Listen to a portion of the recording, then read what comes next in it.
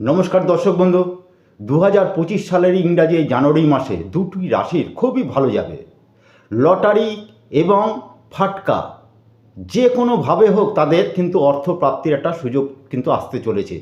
সুতরাং এই সুযোগটাকে আপনারা কাজে লাগান। এর আগে আমি বলেছিলাম যে সারা বছর কেমন যাবে।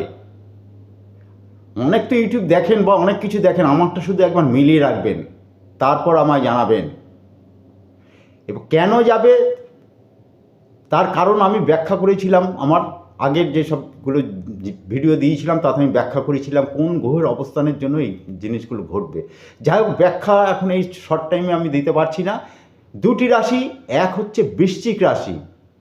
বৃশ্চিক রাশি শনির কিন্তু ঢাইয়া শেষ হচ্ছে 29শে মার্চ। এই জানুয়ারি মাস আপনার কিন্তু ফাটকা যোগ আছে, বিশাল যোগ। এবং আরেকটি রাশি হচ্ছে মকর রাশি। এই মকর রাশীয় ব্যক্তিরাও কিন্তু ফাটকা কিংবা লটারিতে অর্থপ্রাপ্তি পাবেন। নমস্কার।